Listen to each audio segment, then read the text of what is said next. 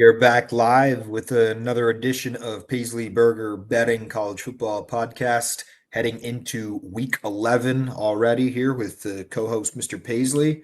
It's already November. We got 4 weeks left of regular season, and we just had the College Football Playoff Rankings edition number 1 released tonight here just before we hopped on. So we'll break down that. We'll break down some week 11 previews. We got the picks at the end. Of course, the underdog parlay of the week. So, Mr. Paisley, another week here, already November 4th. Yeah, hopping on live right when the rankings were coming out. So that was fun. Good timing on our part. We didn't really plan that. So it was fun. So, yeah, we'll give some live reaction. We just heard the rankings released. Not too different from the AP, but definitely some small little shakeups that we'll get into. And then, yeah, nice slate of games, not any crazy headlines. I was kind of thinking in this case, there was some major games kind of like last week that would have been really good, but these teams just are really falling apart at the top with like some of the big brands like LSU, Penn State, even in that category, would have been better against Indiana this week. Florida State and Clemson, both of them are not having good seasons. That would have been a top tier game. So not really our fault, not really the, anybody's scheduling fault, but, we'll still talk about them. And I think they'll still be fun to watch. Right. Yeah. It could have been a great slate. And yeah, definitely Penn State, Indiana. I mean, who knows? Could have been a top 5 showdown for how Indiana's playing if Penn State lived up the expectations. Same with LSU. Easily could have been a top 10 game there with Alabama. But anyway, yeah, decent slate. We'll get into it. And then we got the picks at the end for some games also that we may not cover. With that, we may as well hop right into the playoff rankings. I don't have to spend too long on this, but there were some interesting, I guess, takeaways now that I'm looking at it. I know there was some talk about maybe the committee putting Indiana at 1 or something crazy like that just because they have the win over Oregon, and Ohio State's schedule wasn't that, dominant coming in to this week. However, I guess I should note with that, Texas all the way up to 11 is a little bit of a surprise for me. They're certainly right there in the mix of things, and that could be a several loss team, with the almost loss to Mississippi State, Kentucky. So committee, I guess my initial thought is they're not really penalizing the on the fields, the score and necessarily the how you look. It looks like they're kind of just going off of wins and losses and not too going into detail on how it was done. I mean, the easiest example is really just Texas with scraping by a few games. Even with those couple of losses and still being 11. Pitt, top 25 team all of a sudden. Paisley, we talked about it. Maybe they'll have a ranked game with Notre Dame. It looks like that will be the case next week, assuming Notre Dame can afford the upset against Navy this Saturday. And then, of course, UVA, same thing, multiple overtime wins. They're all the way up there, 14. And then also, one other interesting caveat that we just talked about before we went live here is no group of 5 team being ranked here in this initial rankings. There was some confusion on exactly how the rule would break down if, there wasn't a group of 5 champion ranked at the end of the season. We both think that's extremely unlikely, but right now online, they're showing Memphis being in that auto bid spot, but technically they're not ranked. So not exactly sure how that would all play out, but anyway, Paisley, that was just some of the top lines. Interested to hear if you have any takeaways here on the first edition of the playoff rankings. Yeah, kind of agree with everything you said. Starting at the top, I thought they like doing that. I feel like in the first ranking where they put their most deserving quote unquote team at number 1. So I really thought Indiana would be there. It doesn't really matter. You're splitting hairs at the top there. But yeah, a lot of SEC teams 3 through 6 there. Rightfully so. I think that was a good mix. BYU definitely. Shocker, number 7, in the country, but they are undefeated. They did get there. I just think, a lot of this will play itself out. A lot of these teams are going to start playing each other, like Texas Tech and BYU that we'll get into in a little bit, a big 7-8 matchup playing at noon for some reason, which is very strange. But yeah, Oregon, a little disrespect in the market. So, maybe some of these teams use it as leverage in their next game. Maybe some teams don't really care about it. So just Lynch, I think they were 6, we said in the AP poll, now back to 9. People are kind of forgetting about Oregon, and we'll get to them in their big game against at Iowa there. And then, yeah, Texas, I was trying to think, what was their other win? And it was Oklahoma. And now with that Oklahoma win against Tennessee, so that makes their, wins look a little bit better now that Oklahoma's playing a little better. So it all just keeps, ebbs and flows every week, up and down. It really depends. I don't think Virginia will be there by the end of the year. Hoping this week even maybe they get picked off, as we'll talk about later. Louisville, a team to watch. I kind of like them out of the ACC at 15. I didn't really look at their schedule, but I think they're a really complete team. And I think they're probably my favorite, the best team in the ACC, which is crazy to think right now. And yeah, the other rankings, nothing too crazy. Iowa definitely getting a little more love by the committee. Some of these Big Ten teams, like you said, at the 20 to 25 range. Pitt being a big one, getting in there. But you look at their schedule; they are 7-2 with that crazy loss to West Virginia that easily could have been a win. And they're looking pretty good. Michigan back there. So like we said, it's fun to look at these rankings, but don't really take too much stock into it. It's nice to see where your team's at initially. But like with all this, it's going to still be a lot of wins and losses out there. So there's going to be a lot of ups and downs. And like you said, the group of five, we'll see, because there is a lot of chaos and starting on Thursday night or Friday night with a game we'll get into with Tulane and Memphis. But these teams are very close. They're battling for it. There might be some 2-loss group of 5 champions. Even James Madison, that's looking good out of the Sun Belt. They could even still trip up, even though they're looking really good. So it's going to be interesting to see. We never had that scenario happen with Boise State being ranked last year in the top 25 and stuff. So never had that really happen now with Boise falling out. There could be a 2-loss team. Memphis is still, could get beat a little bit. So it's going to be very interesting to see what that group of 5, if they could crack the top 25, or will we have our first ever where they're outside it, and then it just gives another at-large team and we'll have no group of 5, which would be very, very interesting. Yeah, no, good points. Would definitely be a crazy situation. And then also UVA, if the season ended right now, they would get in because they are the highest ranked ACC team. So presumably they'd be the ACC champion. So keep that in mind. So in the initial rankings, Oklahoma would be out, even though they're ranked 12th. They would be out and replaced with Virginia, because the ACC would get an auto bid because they are no ACC teams currently in the top 12. So keep all those things in mind. In the last few weeks, it is going to shake up a lot, I'm sure. Also, an interesting takeaway, I guess, is if BYU and Texas Tech kind of take care of business the rest of the way. And I know we have a huge matchup, which we'll get to, between those two teams this weekend, which is going to be a lot of fun game days there in Texas. But they might be a 2-bid conference at this point if those teams take care of business, and you have Utah, right now sitting right on the outside looking in. So a lot of people thought it'd be just one team out of the ACC and one team out of the Big 12 here, the way things were shaking up. Now it looks like maybe the Big 12 could steal a second bid. ACC would probably still be dead in the water in that case with one, but maybe they could afford, a loss or so and get, let's say Texas Tech and Utah in, or maybe both BYU and Texas Tech. I think that's actually more unlikely, but it's possible. So just keep, I guess, all that in mind here as we're in the final month of college football regular season. Yeah, I feel like we always talk about tiebreakers too. Once it gets a little bit closer, we had that crazy 7 or 8 way tie with the Big 12 last year going into the last week. So I think they'll definitely come into play again because these conferences are so large. So I saw something, if Utah's actually in a 3 or 4 way tie with BYU with 2 losses at the end of the day, they think would get in over them, even though they didn't have the head-to-head. It's kind of like a 3 or 4 way tie, but if it's just them and BYU, so still a lot to get out and play, and we'll just keep, learning more each week and hopefully get closer to some answers. But I think it's going to be pretty crazy in a lot of these conferences, except for maybe the Big Ten. Yeah, it's going to be wide open. And the Big Ten's presumably Ohio State and Indiana, but maybe if Ohio State did slip up to Michigan at the end, and Oregon could jump in the mix. I mean, that'd be the most likely scenario for the Big Ten to get chaotic, but Indiana should take care of business the rest of the way. So it's funny, out of all the teams in the field, I'd almost say they're the most safe, Indiana, just because of the way their schedule lines up. I think Ohio State is too, obviously, but we've seen chaos before. So big game coming up with Ann Arbor at the end of the year. Yeah, and I think Iowa, Oregon, USC, I think are all kind of still live, I think, to get in the Big Ten if Michigan beats them. So I think everyone's going to be a big Michigan fan in that Big Ten conference if you're not Ohio State coming that last week. But a lot to play out. It's going to be so much fun. All right, moving on. We'll have some previews here. I think we got about 6 of them. Might as well start Friday night. We have a decent Friday night slate. I think Northwestern and USC also play. And then this other one, group of 5 game here in the American, Tulane 6-2 going on the road at Memphis. Memphis 4-1 in conference, Tulane 3-1 in conference.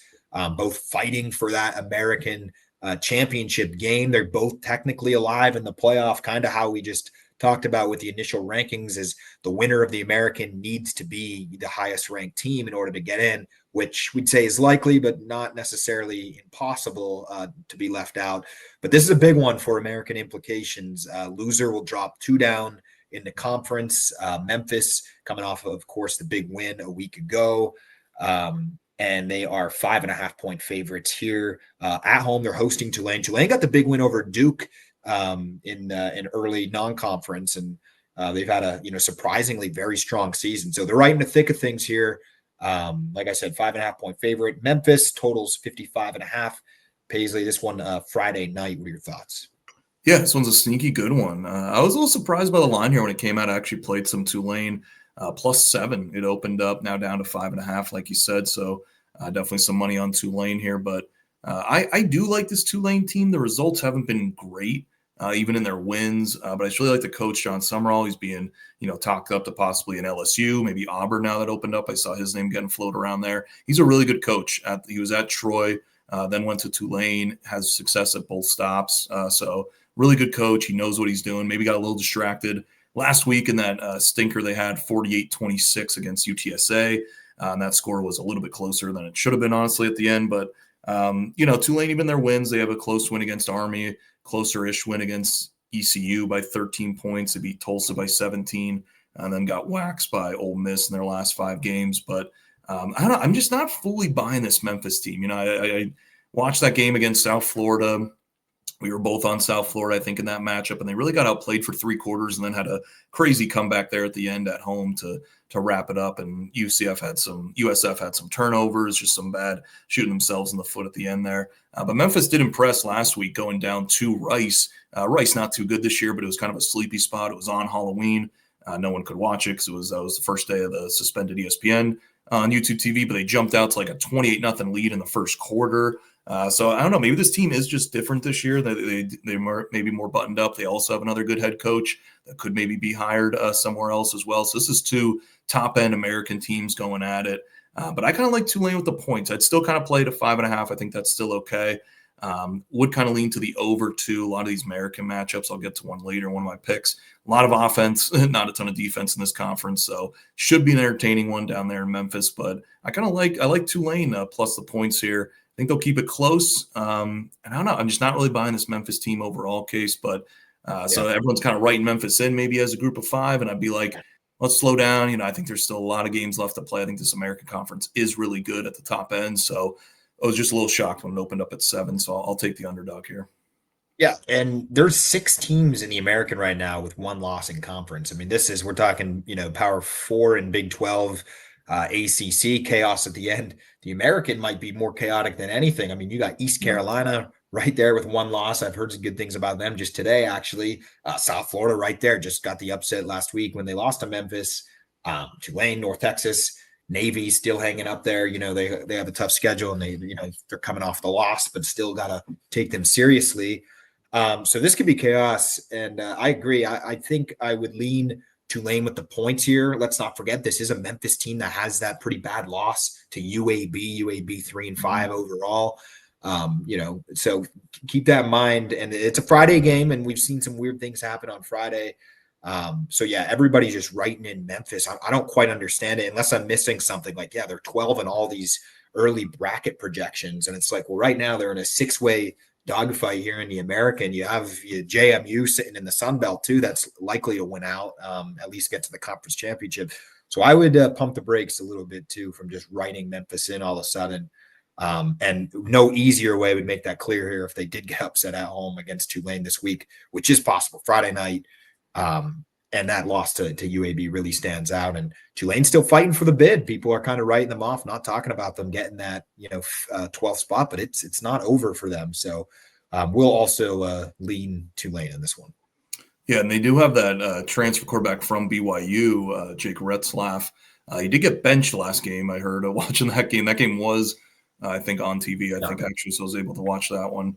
And yeah, he was not playing good, but he was playing good all season. So I don't know if it's just a 1-game thing. So keep around that. I don't know if they're going to go with the backup or Retzlaff as a starter, but I still think they have enough juice there to keep this one close and maybe get the upset. I should also be checking on what network all of these games are on, because if we do not Yeah. have a YouTube and Disney agreement by this weekend, I'm going to be sending some emails to HQ. Paisley, I'll tell you that. That's, at the minimum, that's what I'm going to be doing. We can use all of our viewers to send some hate mail. Will be good too. We could mass Maybe numbers. we could live stream games for the viewers here on our YouTube channel. That won't get us in trouble. PB network here. It's our own network, yeah. So that's Friday night. Tulane at Memphis, going to be a good one for the battle of the group of 5 teams there in the American. A lot of implications in that one. All right, moving on. We got a good one here. Game days there, showing the Big 12 some national attention after going to the SEC. It seemed like for the entirety of the first part of the season. We got top 10 showdown in the AP, top 10 showdown in the playoff rankings. BYU undefeated, number 8, going to number 9, Texas Tech. Texas Tech laying a ton of points here, 9.5. This is going to be a good game. I think a lot of people are just assuming Texas Tech's going to win this game, and not a lot of people are giving BYU a ton of opportunity despite their record. And I think that's partly because we've seen what Texas Tech could do. They look really good in the first part of the season, tripped up a little bit, but have kind of did their part in the last week to quiet the haters down and really show that they're deservedly of a top 10 ranking. BYU, on the other hand, it seems like the last several weeks people have been trying to sell them, including myself. I've picked against them. Probably will pick against them here. But interested in your thoughts here. Paisley, BYU going on the road, spread 9.5, total 52.5. Surprisingly, this one's noon, also noon, not a prime time slot here in Texas Tech.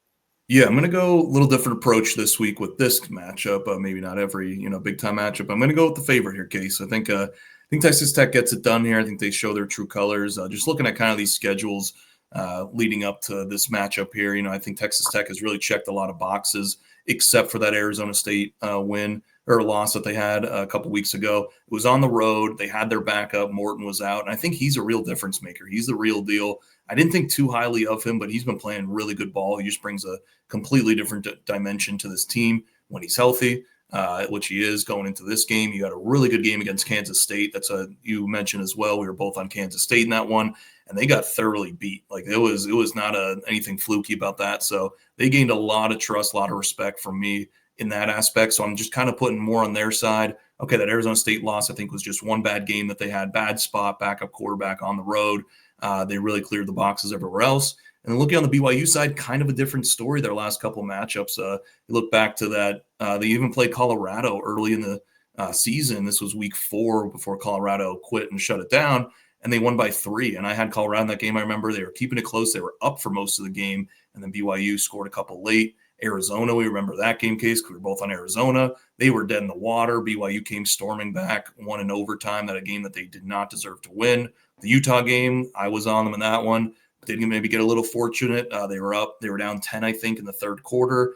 Had a nice comeback there again. Kind of little Georgia light, maybe. Not as bad as Georgia and coming back from all these victories. And then the last week before their bye week, Iowa State, the final score looks a lot better, but we were both, I think, on Iowa State in that one too, and they looked really sharp. They were getting pummeled. They had a couple turnovers. They were up 10-14, I think it was in the first half. Really could have extended that game, made it worse, kind of let BYU hang around a little bit, and then they'd up. I don't know if they scored a point in the second half, Iowa State, in that game. So I don't know. I just think the rubber meets the road here a little bit for BYU. I like this team. I was on them, off them a couple weeks.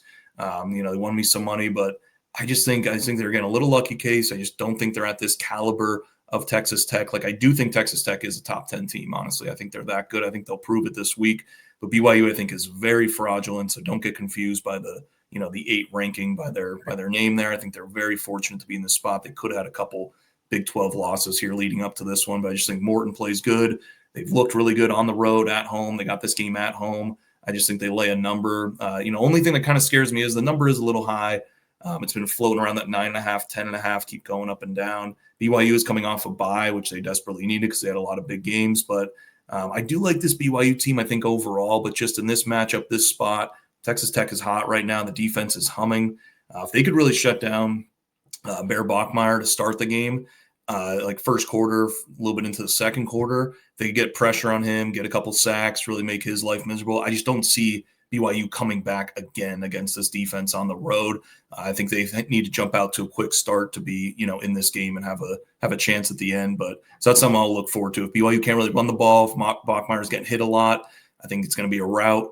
If he's kind of moving around, making plays like he normally does, having some success early, I could see this maybe being a close game, but I still think Texas Tech could pull this one away late. I don't see BYU's defense holding up a lot of resistance on that end, and I do think Texas Tech's defense is pretty legit, honestly. Yeah, and the spread is certainly indicating that the possibility for a rout is there, just with it being 9.5, 10.5 points. Whenever you see that large of a spread, and then you look at rankings and you got number 8 versus number 9, it definitely shows that Vegas and the house, they definitely think there's a little bit of a talent gap here. So we do see that. And it could go one of two ways. That's why you've got to bet and you got to predict it. But I definitely think it's more likely that Texas Tech wins this game by multiple touchdowns, like 14 plus, than just, wins it by 7. I think it's one of those situations where BYU plays their best game and they, pull out an upset win. I would be less surprised than Texas Tech just winning this game by 3 or 7. I think you're either going to have the upset here or you're going to have Texas Tech roll. Also agree. I lean Texas Tech here just for all those reasons. I think they're better. I think BYU has a little bit of fraudulent watch. I don't want to say they're. I mean, look, they could prove us all wrong this week, but they haven't really played anybody. They've gotten very lucky. They've escaped a lot of close games. Not to mention another school, UVA, by the way, multiple ugly wins there. Not happy with them. But definitely they haven't been tested, BYU. So I think this will be their first real test. We'll see how they respond. One thing I guess if I want to give any, meat to the betting on the BYU side is, maybe sometimes you just need a good record and a good team and your team to start believing in themselves and to get some confidence and be like, hey, we're sitting here 8-0. We keep winning no matter how you win, just keep winning. And if you build up your confidence level by the end of the year, you might truly be a much better team than you were initially, or even just the talent overall. So I do think BYU is certainly good. This weekend they'll have the opportunity to show if they're truly a great team and a serious team. But until I see it, all these close games. You mentioned Iowa State game, the Arizona game that they just kind of escaped by. I'd really have no reason to pick them here. I think Texas Tech will roll and win this game. I think they'll cover. I think they'll win it comfortably. Yeah, I agree with you. If you're looking BYU, maybe a money line play, I think it definitely could be one of those games. Right. I don't think every game falls in that situation. But yeah, I think you either see a Texas Tech roll or BYU maybe sneaking by and then getting the outright upset. But I'm with you. Like, they're not a super lucky team like some of these insanely lucky teams like Virginia, Georgia that you mentioned, but they are a solid team. That's where it's hard to handicap them. But I just don't think they're in this elite category, top 10, top 15 team. Right. Yeah. All right, moving on out of the Big 12, great one there at noon, BYU Texas Tech, which I will have to, I guess, get Sling again to watch that one, unfortunately, unless we change the networks around. But anyway, all right, A&M going on the road at Missouri.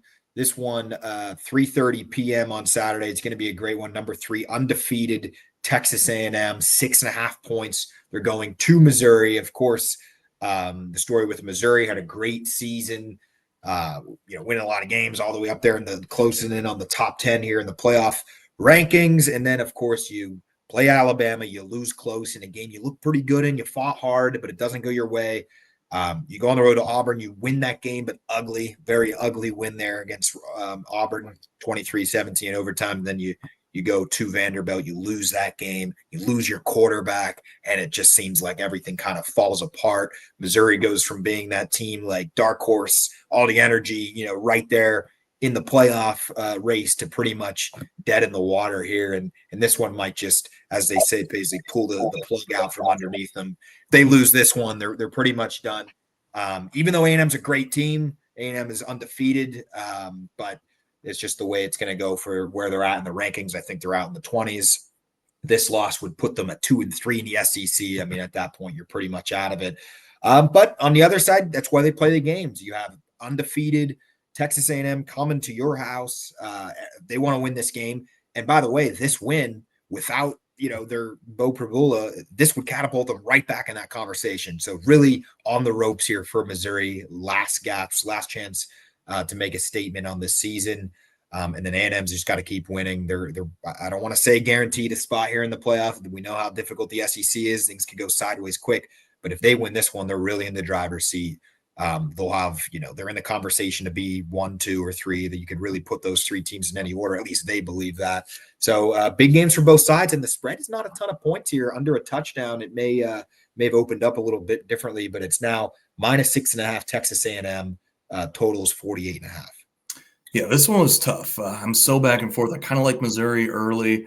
The more I dig into it, the more I think about it. I think I might be on Texas A&M by the end of it. So going a little more chalk here again, kind of switching up. I love taking some underdogs or in some of these roles, but just some for this week case. I don't know. I'm just feeling like some of these favorites just maybe get a little bit too pricey, or these underdog, or the underdogs are a little too pricey. Like thought maybe this would be 8, 9, maybe even a 10. The only thing is they have a backup quarterback, as you know, with the Bo Prabula injury. Just don't know a lot about him. He looked okay in the game when he came in against Vanderbilt. Definitely, it was a hell of a spot to come into on the road, tight game. And he did okay. I thought he looked okay, but we just don't know enough. I think he's a redshirt freshman, so just not a lot of experience back there. He was the third string, I think, to start the season, like we mentioned in the end of that Vanderbilt recap, with their starter with Bo going down that first game with the ankle injury. So he's technically the third string freshman making first start against number 3 team in the country. It's a crazy first matchup, just getting thrown into it like this. So, if Bo was there, if he was healthy, it'd definitely be a different line, obviously, too. But this Missouri defense is legit. I think they are good. It's a very good defense. So that's what's kind of scaring me from the Texas A&M side. They, haven't really been tested too much with a great defense to this point, really. You had the Auburn game a couple weeks ago. It was 16-10.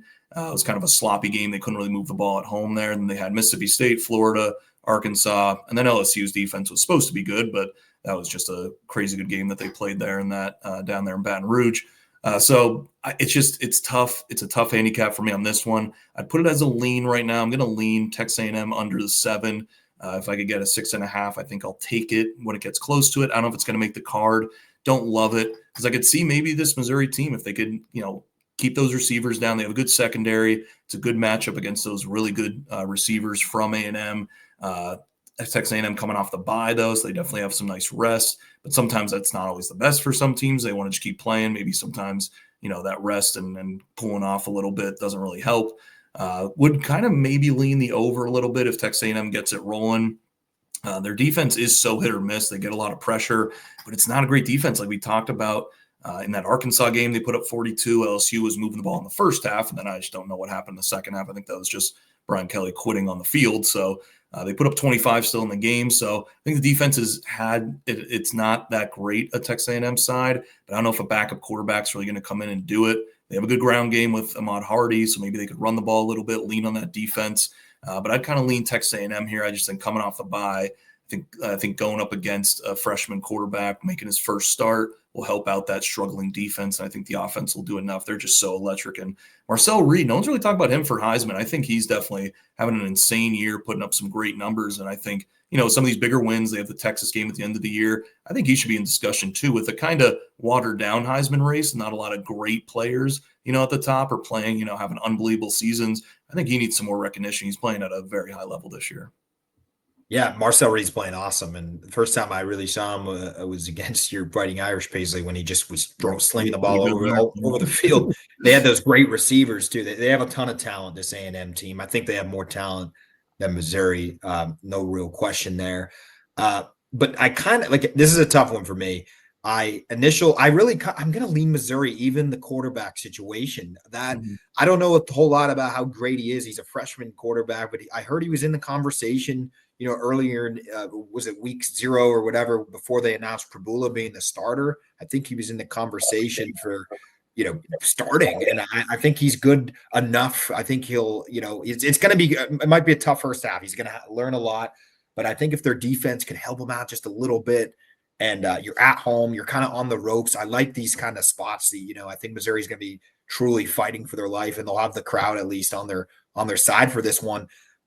And It is a lot of points. I mean, somebody, you compare the SEC as kind of like the NFL of college football, and whether that's true or not true, it's like these spreads are just so close, and you get all these tight games. And there's not a big gap between the top end of the conference and the mid tier, and even the bottom of the conference it can show some life at times. So it is a lot of points.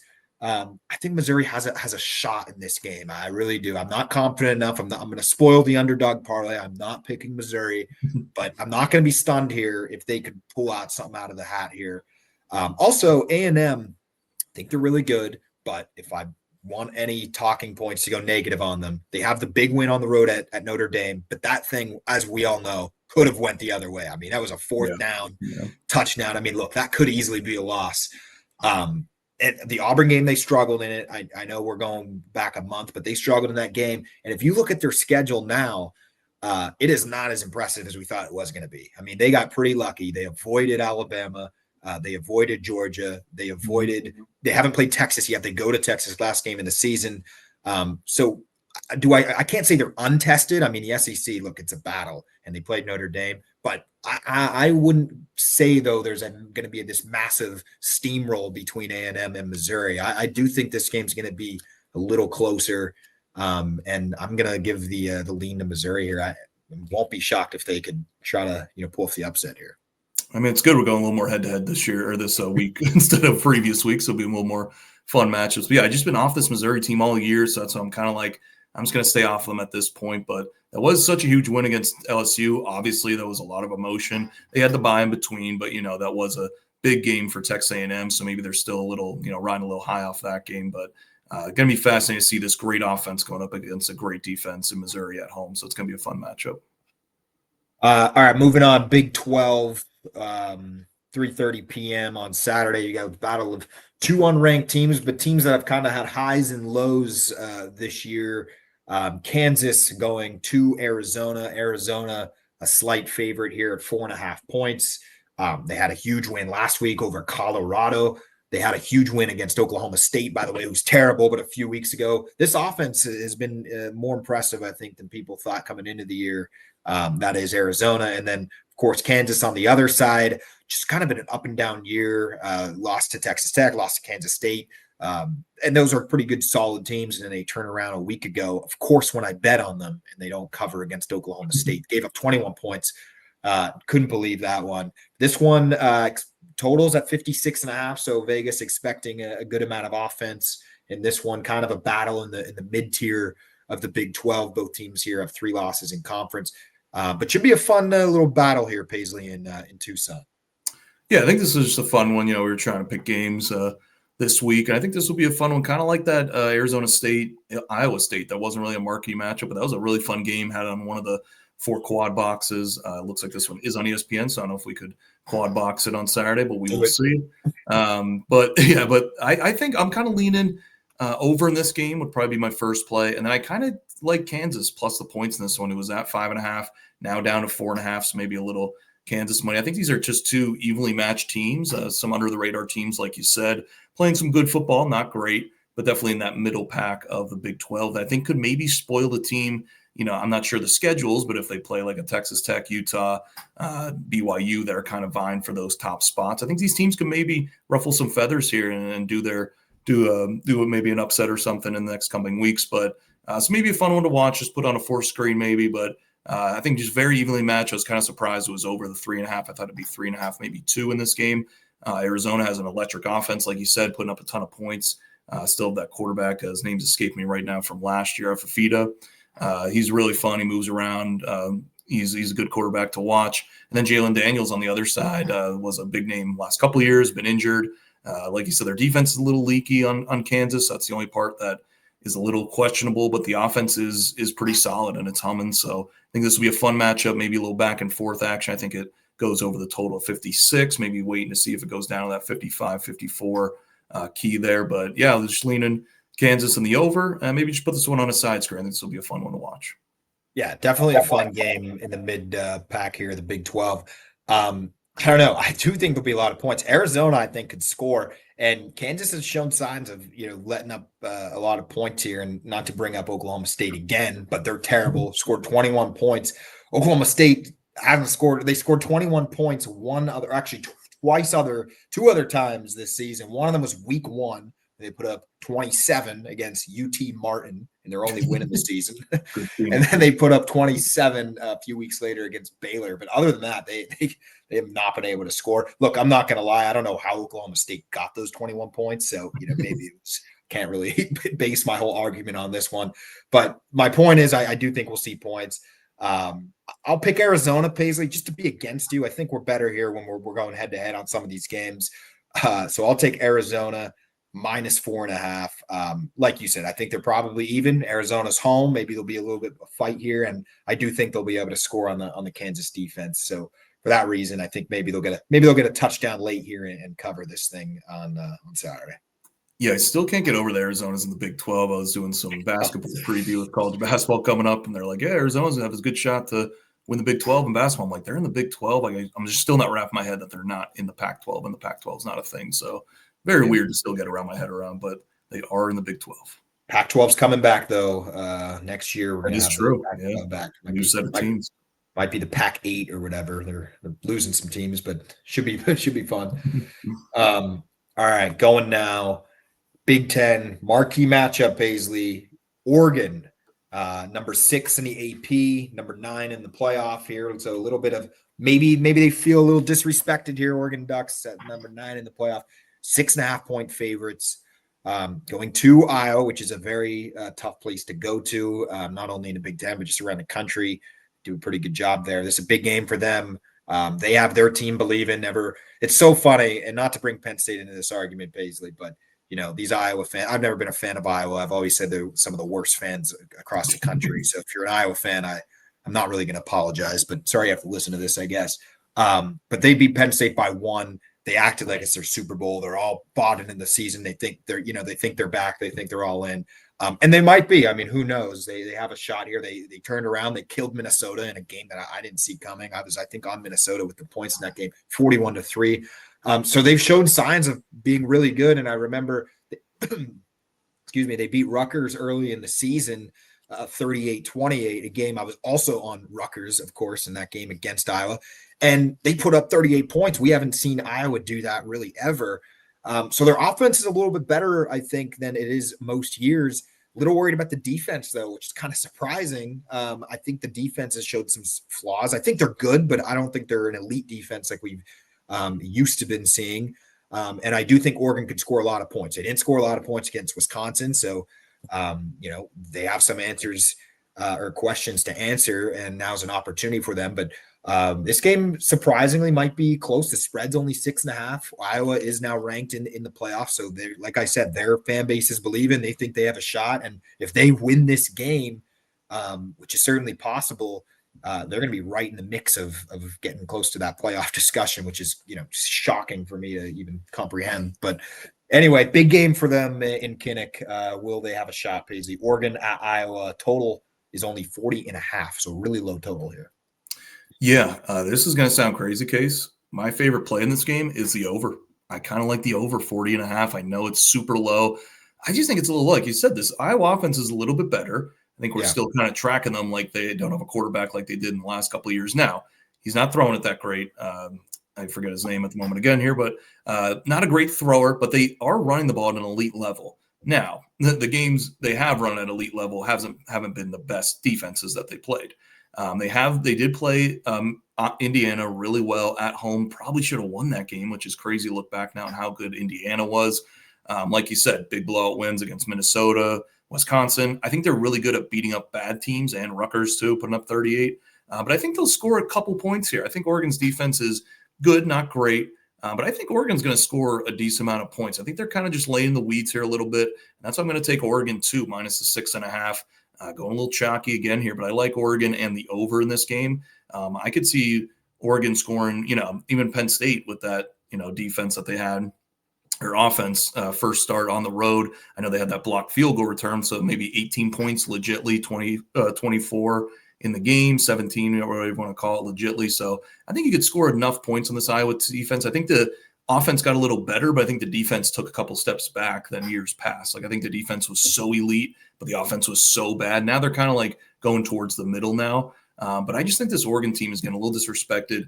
I know the Wisconsin game. Trust me, I watched that game. I told you guys I had a live bet on them. That was a monsoon. It was from monsoon from the start to the finish. And it was just, you could tell Oregon was just kind of run the ball just to get out of there and get out of there with a win. They were not really trying to push it. So I think if the weather was different, I think it would have been a completely different story in that game. But it was just a complete slop. I think they took Dante Moore out super early too. I don't know if he got a little injured. So they had the backup playing for most of that game too. So it's hard to not get fixated on just their last game or just look what they did recently. Like, oh, Wisconsin is very terrible, but it was a close game at home. It was not. It shouldn't have been that close, and there was a lot of factors to back that up.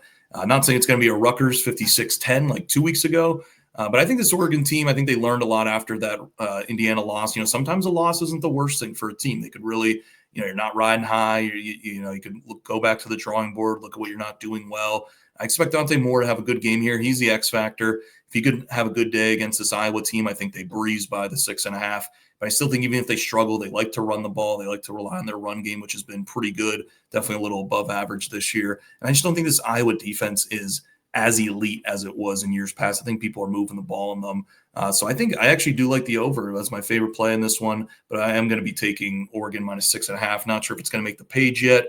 I like this to come down a little bit. And like I told you before we started, like this line barely got down to 5.5 and went right back up to 6.5. Like it's not even coming down at all. So all I've been seeing is Iowa support, and everyone loves Iowa. Great spot.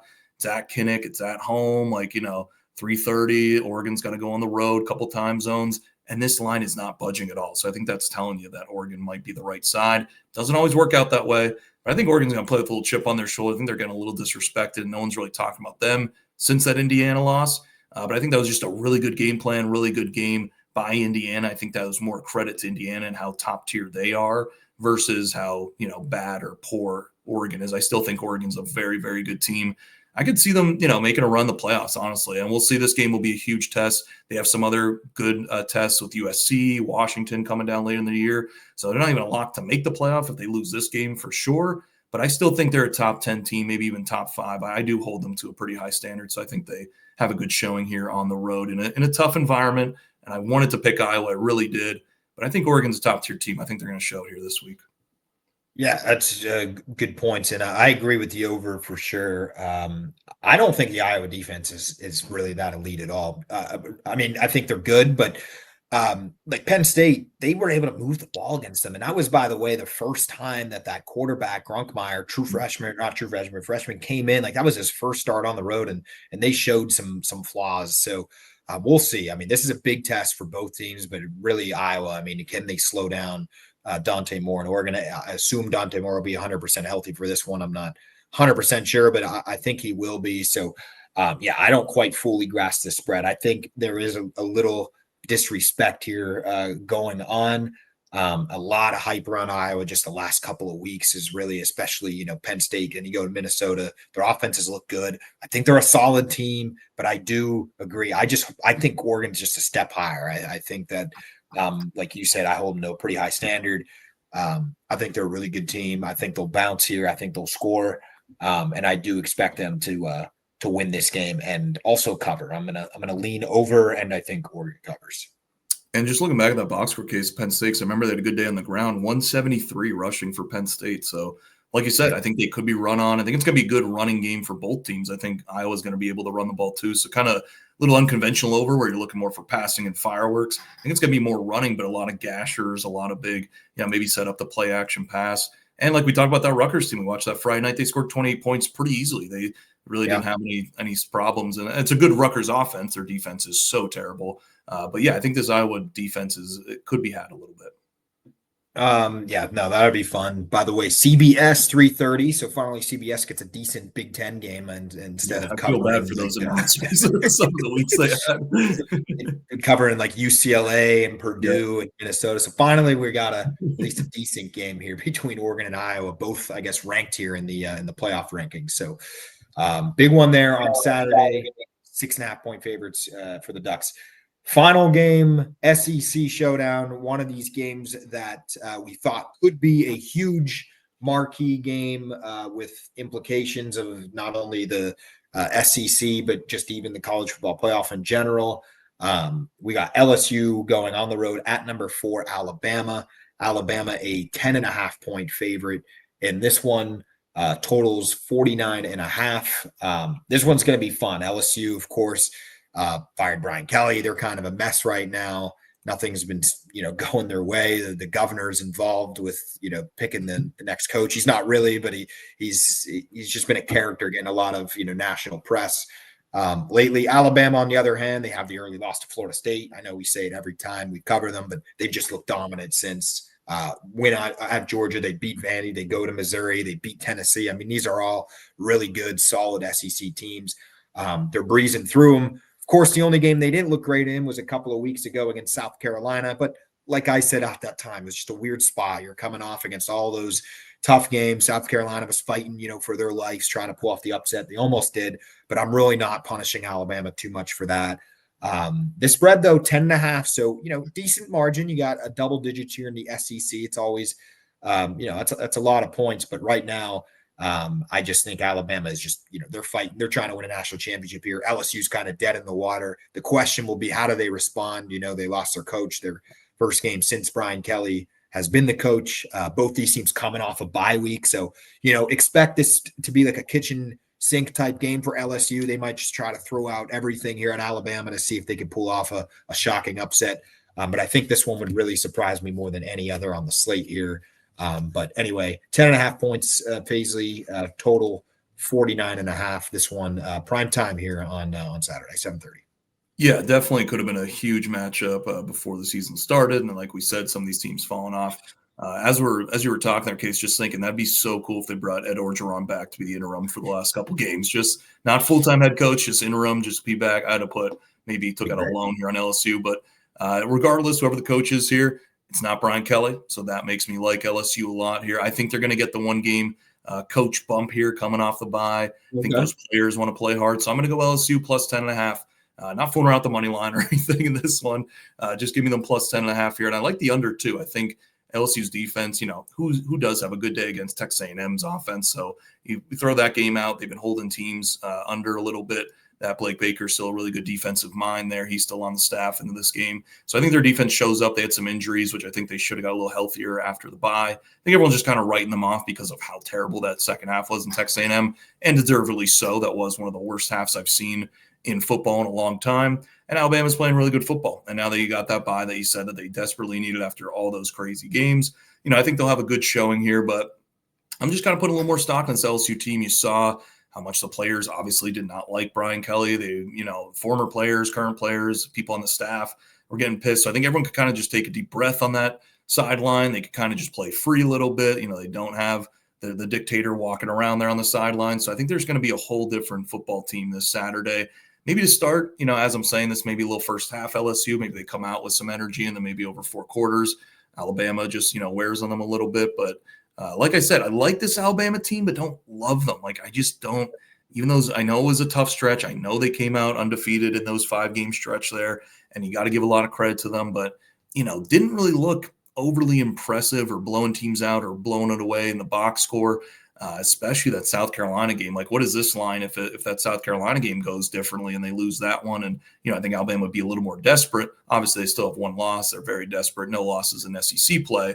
But, maybe they're just feeling themselves a little bit too much here. I think LSU, new energy because of the head coaching fire. I think that's huge. If they still had Brian Kelly in this spot, I would definitely not be looking at LSU. But I think for a 1-game sample here, I think Nussmeier is going to clear his head a little bit. He obviously did not like Brian Kelly, and he was just on him all game. So I think he gets to clear his head. I think these players get to prove, like, no, we're still pretty good. We don't need that guy anymore. And that's good all, but maybe Alabama is just too much. But I love Ty Simpson, love the passing game of Alabama. Just want to see it with the defense a little bit more. I just think LSU's offense hasn't been great this year, so that's why I kind of like the under in this matchup too. It was at 50, 51, kind of moving down to 49 here on a Tuesday as we record.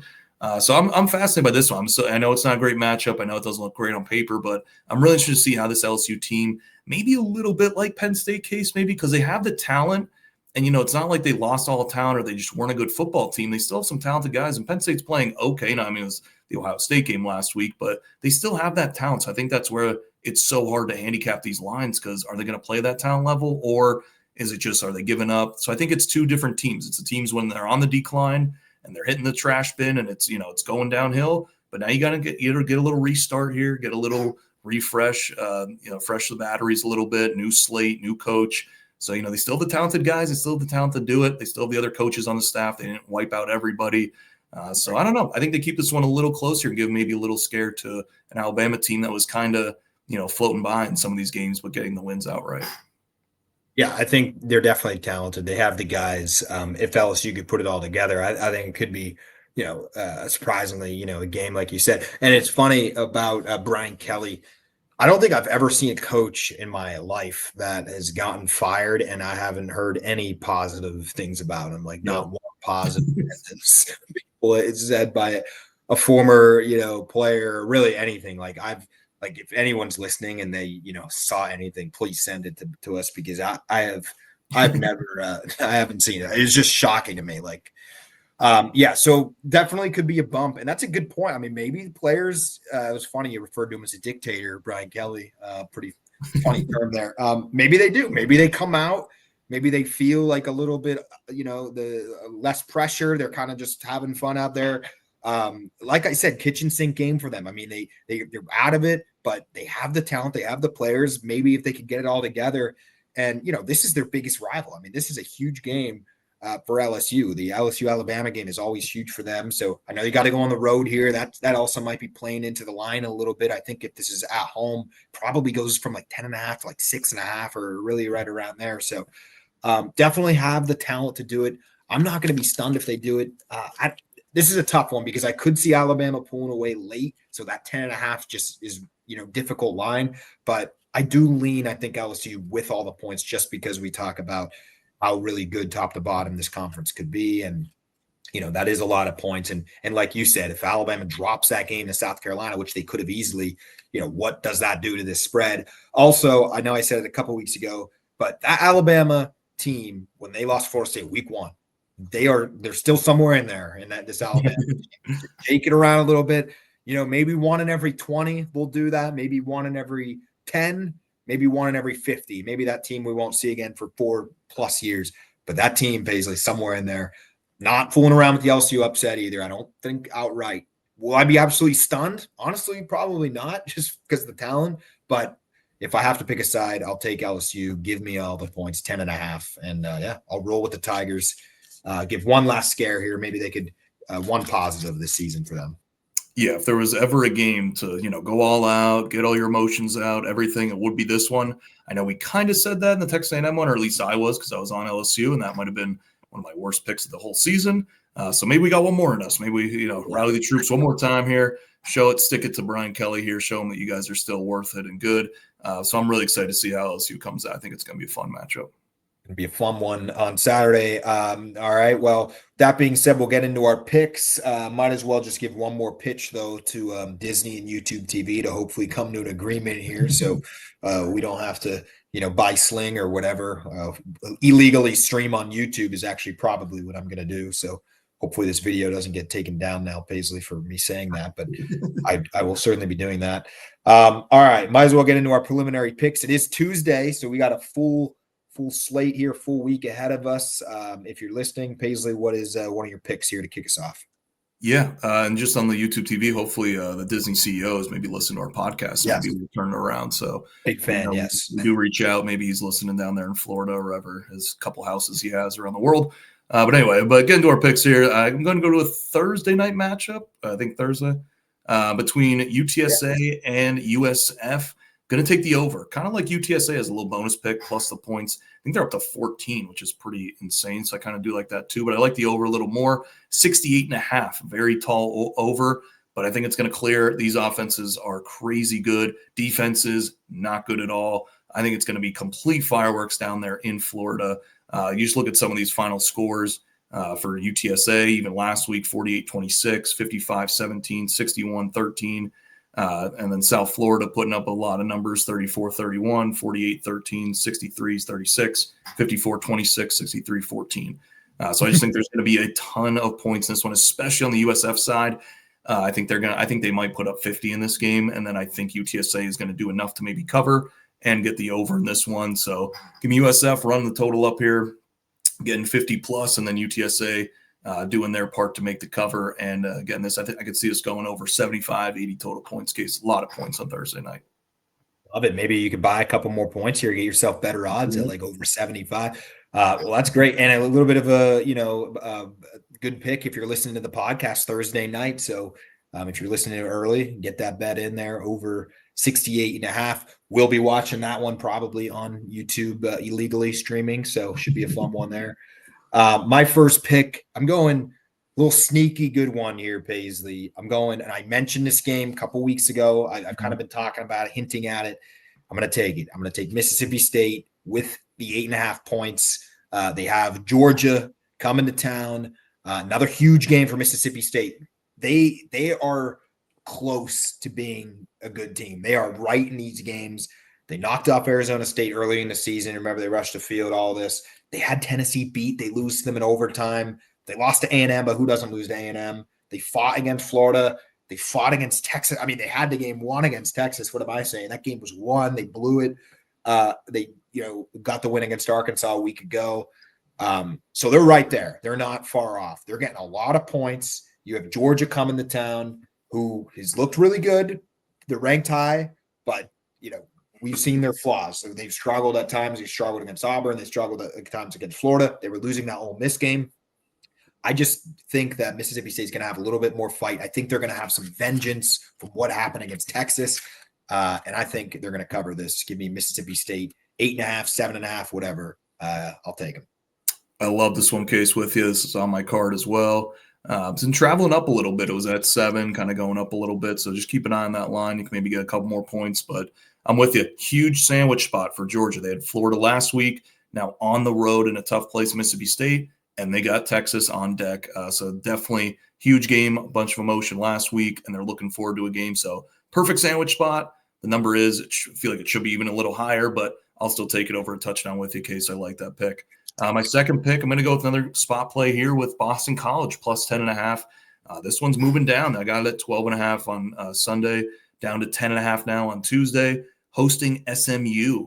We loved SMU last week for what they did to Miami and shutting up all those annoying fans like you talked about with the Iowa fans. I'm not a big fan of Miami and their fans. That season's over. What a mess, too. Like, we didn't even talk too much about that, but just an absolute collapse for Miami. But I think Boston College, watching that game against Notre Dame last week, obviously they played really well. Notre Dame did not play well at all, but definitely stayed within the number all game. Their quarterback change that they made, he's a good quarterback, nice little dual threat guy. Doesn't really light it up, but he's a solid quarterback. The defense playing with a lot of emotion. So I think they'll show out pretty well here. Wouldn't be surprised with all this chaos, Case. I could see SMU maybe falling in this game. I was thinking about Boston College as maybe my money line pick as a really juicy dog here, but I think it's a great spot for them. They only have 1 or 2 wins on the season. So even that Notre Dame game, they were going for 4th downs. They were playing super aggressive. They have nothing to lose. And SMU, after that huge win against Miami, they did have some people on the staff from Miami, which I found out after the game. They came from Miami or got fired. They went to SMU, had some players that transferred over to SMU. So that was a really emotional game for them to get that win against Miami at home in that fashion that they did. So I just think they're going to be a little let down. You have to go on the road to a sleepy Boston College spot. I think Boston College is ready to go. I think they get a win here. I think they upset them outright. That's big. Calling the upset outright. I like it, BC. I didn't know that about SMU Miami. That's really interesting about those players. And yeah, SMU, of course, coming off that big win against Miami. So maybe they'll be a little bit slow here. There's no really good spot, Paisley, here in our run of show for me to bring this up. So I'm going to bring it up right now. Carson Beck, that guy is a clown. I don't know if you saw. I don't know if you saw that press conference. Oh my God! Oh, he's been terrible at the press conferences last couple weeks. Yeah, I mean, the first couple times I'm like, they're blowing it out. Look, I've always been a Carson Beck hater. I was really high on him early on. I really was. I thought he was playing his best football week 2, week 3. They were blowing up all these nobody schools. They beat Notre Dame, so not sorry on that one. But outside of that, there was he looked really good. But now that he's playing poorly, he's blaming his coaches. He's blaming his teammates. They have, I think, the best true freshman in the country, that wide receiver. I think I don't know, Mario Cristobal, I don't know what he's doing. I know we talked about him on the recap a few days ago about how he's on the hot seat. I mean, they are a mess. And for him to go up there and just blame the calls and, that he's the perfect example of what NIL's doing. You would never have a guy like that in college football on this type of team if it wasn't for NIL. I mean, he's clearly there just for the paycheck. It's so absurd. And I'm glad now, after watching how he handled that loss, I'm glad they did lose. I think Miami will continue to lose. And I know this isn't about Miami right now, but they'll lose to Pitt at the end of the year. I'm so low on that team, low on Cristobal, and extremely low on Carson Beck. Never been lower, Paisley. Yeah, and this is something I did not realize either. He's the highest paid college athlete ever. He's getting over $5 million this year. And even that roster in general, I think they spent $25 million. That's what Ohio State spent last year. And to come up, and they said with the schedule they had, you're not playing a top tier schedule, you're playing the bottom feeders in the ACC, and they can't win. Oh my God, it was just that. It's just no one's really talking that much about it. They're kind of giving them a pass, but that is an absolute collapse. They're still ranked 18 just because of that Notre Dame win, obviously, but absolute collapse with the schedule, the roster. They should have been blowing out these teams, not losing outright. I think they said Marcus Ball 4-12 in November at Miami. Straight up, not even against the spread. That's insane. That's crazy. Yeah, that is crazy. 4-12 in just his career. I mean, just to think, and the ACC has not been, any power conference lately. I mean, there are winnable games. They should be. They should have won it last year, even with Cam Ward. It's like they have so much talent. They're not even getting close to winning the ACC. Yeah, and they're losing games where they're 20-point favorite. I mean, 15 plus double-digit favorites. I saw a stat, I forget what it was, but he's lost multiple games as double-digit favorites. And it's like, you're at Miami, you're not at whatever, Michigan State or Minnesota or something. You're at Miami, you're bringing in the best players in the country. And like you said, highest paid NIL, like Carson Beck, $5 million a year. That's outrageous. Anyway, enough Miami talk. Just angry talking about them, to be honest. Next pick. This is a tough one for me, Paisley. I know you might be on the other side here, but give me the Clemson Tigers -2.5. They have a big fight this weekend. Big fight here against Florida State. Look, these are two teams. These are two teams. This could have been a great game preseason, especially to think after week one, like when Florida State got the win against Alabama. Both these teams have kind of fallen off the rails. Clemson had the horrible loss a week ago to Duke. Even though the refs kind of handed Duke that game, but whatever, I'm happy I'm on Duke this week, so forget that. But both these teams are kind of similar in a way where their seasons have not gone the way they want. We brought up when we were talking LSU Alabama about the talent here and about LSU having some talent and wouldn't be absolutely stunned if they could get something together against Alabama. That's kind of where I'm at with Clemson. This is still the team. Preseason, they didn't lose a ton of guys. They have the talent, they have the experience, they have some leaders. This is a big game for them.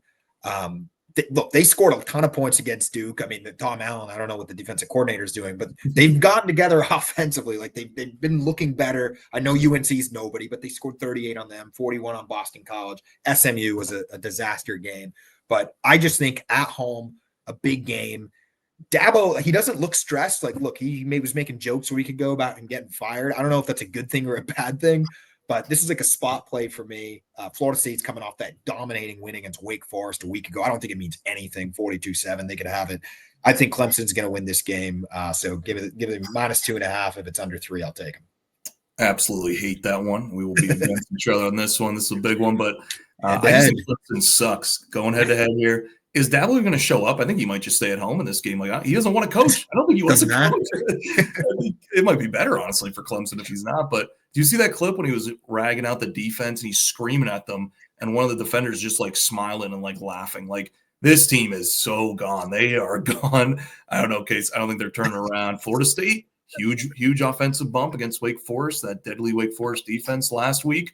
I think they're coming in here hot. I was surprised that they were getting a couple points. So if it got to 3, I'll definitely be taking it. But I think Florida State gets it out right here. So I will take a personal vendetta against that one. Little head to head.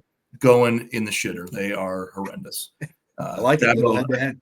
Yeah, he should get fired, but I don't think they could. He might have a lifetime contract. I don't know if he has a Calipari contract or something. But yeah. Next pick here, we're going off the rails a little bit, but we got Maryland +1.5 against Rutgers. They're making the short trip to New Jersey there to to play the Scarlet Knights. This Maryland team got embarrassed against Indiana. It was close in the first quarter. We were texting. They got the lead, I think 3-0, and then it went sideways from there. They had a ton of turnovers in that game. Indiana did get a little fortunate there. And not even really Indiana forcing them. They were just dropping the ball or just handing it. Like, it was just ugly. So I think they cleaned that up against a really bad defense in Rutgers. Been fading this Rutgers team the last couple of weeks. They got to the window with Illinois last week, crushing them. So I just think this Rutgers team is kind of dead. I like their offense, but I think Maryland has a sneaky good defense in the games not named Indiana. They held that UCLA team to, I think, 10 points or 13 points 2 weeks ago. So I think I was just very surprised this was around to pick them or even a +1. I thought Maryland should be favored by 2 or 3 or maybe even 4 here. So I think you're getting a little value on the Turtles. So give me Maryland. Also, maybe their team will come out and fight a little bit for their head coach. I saw all those fake reports of Mike Locksley getting fired this week, and then it turns out he didn't get fired. So, for the record, you heard it here first on the Paisley Burger College Football Podcast. Mike Locksley is still the head coach at the University of Maryland. So, not fired yet. maybe their players will come out for him a little bit. Also, I love this week when Maryland Rutgers is one of the games I always look forward to every year in the preseason. I always circle this week for them, so it's gonna be fun. Maryland Rutgers going with the Terrapins with 1.5. My third pick here, I'm going Duke -9.5. I'm drinking the Duke Kool-Aid here, Paisley. I'm in on Duke. I was hesitant. We always refer to them, or at least I do, as the worst best team. I think they've shown signs of real good. They've also shown signs of some really bad mistakes and really bonehead plays at times. But they get the big win against Clemson, kind of a wish granted for them the way that game ended. And like you said before the podcast, this team is now the odds-on favorite to win the ACC. Look, their schedule is very easy coming out here these last few weeks. I think they have UVA or whatever it is that might decide one of those ACC championship bids. This is a big game for them. UConn is not to mess around with. I think UConn's a solid team, but only 9.5 points. I think you're at home. You got to take care of UConn. And I'm actually wrong. This game's in Connecticut, but it doesn't matter. Duke's coming off the big win. They're on the high. I think they roll here. They scored a ton of points. You put up 40 again, they're going to cover this game easily, Paisley. That's all I'm banking on. I'm in on Duke. They're going to be in the ACC championship game, and they're going to get to cover here.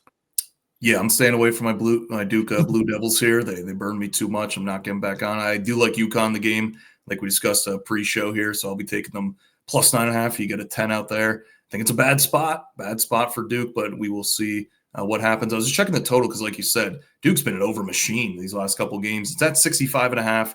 It's definitely very high, but UConn does have a high-powered offense. They put up 38, I think, last week against UAB. So maybe look to a little overplay there too if you want to have some fun in this one. But going head-to-head again, we got to track maybe some of these and see who's coming out on top this week. This will be a fun one. They'll be on my slate. They'll be on the Saturday slate. Love it. UConn might be on mine too, so it might be going on the page. My last pick here, we're going to go to another over, a little higher over as well, but these teams have been clearing totals like crazy. We're going to go Air Force, San Jose State. San Jose State, maybe a little sneaky Mountain West team. Them and San Diego State. Wanted to give them shout out. San Diego State playing some really good football. I think they're going to win the Mountain West this year. Boise lost again to Fresno State with a backup quarterback. Boise's a mess. They're not looking too good. So I think that's going to be a fun race in the Mountain West. UNLV is still there, but they're a little fraudulent. But I think this one, Air Force, like we talked about a couple of weeks, really good offense, really bad defense, great for overs. San Jose State, just going off of that last game, I think I gave out the Hawaii over last week on the pod. We're going to go back to it again. That one cleared, I think, almost by halftime or just a little bit into the third quarter. I think it was like a 40-35 final or something. So I'm expecting a lot of similarities here. I think this is going to be a back and forth, another fun matchup late at night here. So take the over again. Let's cash another late night over. And then a little bonus play before we get into our money line underdog. I'm going to go Stanford plus the points. I think it's +7.5. It was +10. I was going to text you this on Sunday. I'm like, how is UNC favored by over a touchdown now? I know they've been looking better. No, Bill Belichick got those guys playing better, but I don't know if this team should be laying over a touchdown against anybody in the country, even like UMass or something. So little bonus play. I don't know if it's going to make its way to the page. If it stays over 7, I think it might. But give me the Cardinal in a big matchup going down to Chapel Hill there, Chapel Bill as they like to call it. That's going to be a fun one. So keep that one on the radar. I feel like I'm one of the only people in the country that is rooting for Bill Belichick here. I'm hoping he can get things together. He's just getting crucified in the media. I was really truly happy that they got the win a week ago against Syracuse or whatever that was, because he needed that one. Yeah, this is one I feel like I had to stay away. I really have no idea what to think. And then Stanford UNC, I mean, who knows? I mean, you're right. I don't think this team should be more than 7-point favorite right now, but Stanford certainly not, that impressive either. But yeah, going to be a fun one. I like it though. Bonus Stanford.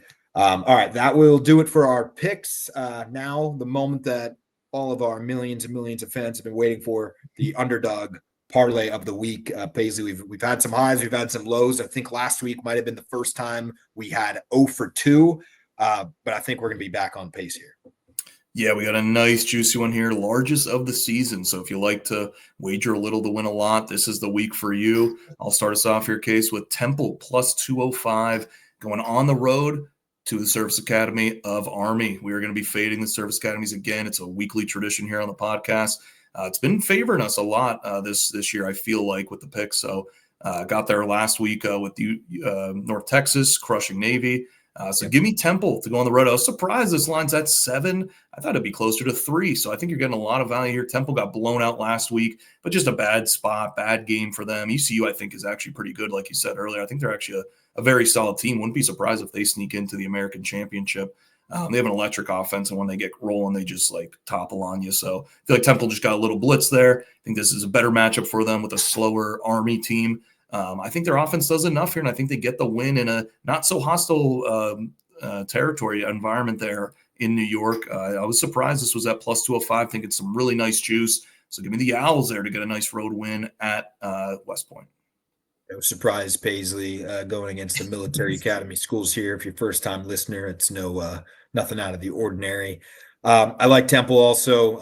Look, I'm a Pennsylvania native, Paisley, as are you here, so always rooting for the hometown teams. Give me the Temple Owls. Shout out Dr. Fancher as well. Yes, Dr. Fancher, good friend of ours down there in the Philly area, Temple alum. So big shout out to him, curing patients left and right. All right, my underdog parlay, Paisley, I loved a week ago. I loved Cal. It was my favorite pick of the week. I said it was going to hit. It was my favorite, and it still is. It really, if I could roll back the tape, I'd do it again. Well, thankfully, I have a similar situation where I could do that again. I'm taking Wake Forest over UVA. Look, UVA, one of these games they're going to lose. It's going to happen. I can't tell you exactly when, but I think actually I could tell you. It's going to be this Saturday. Wake Forest at plus 205, also with your Temple Owls. They got killed a week ago. I don't know what they were doing down in Tallahassee. Maybe they were just having fun drinking for the few days. I don't really know. But outside of that game, they've showed some life. They've done a little bit better than people thought. They beat Virginia Tech on the road. They scored a good amount of points in a loss to Georgia Tech, an overtime loss. They beat SMU. SMU just beat Miami. I don't know. We'll wash last week. Like I said, I don't think they truly traveled to Tallahassee. UVA, they're getting by a thread here. 3 overtime wins. They beat Cal a week ago by 10, which is ridiculous. Should have been 3, but that's another story. But I think they're going to trip up one of these weeks. I think it could be here. Give me Wake plus 205. UVA is going down this week officially. I love it. If you're fading UVA any week, I'll be with you, Case. This team's so fraudulent. If you parlay those together, plus 830. So definitely some really big juice on that one. So let's go Owls. Let's go Demon Deeks and get it done this week. That is very high, plus 830. As always, we appreciate everybody tuning in. We'll be back on Sunday night for the recap of everything that happened week 11. Have fun, watch a ton of college football, and hopefully by the time we're back here, Paisley, next week, YouTube and Disney have a deal. We can go back to regular scheduled program. See you guys on Sunday.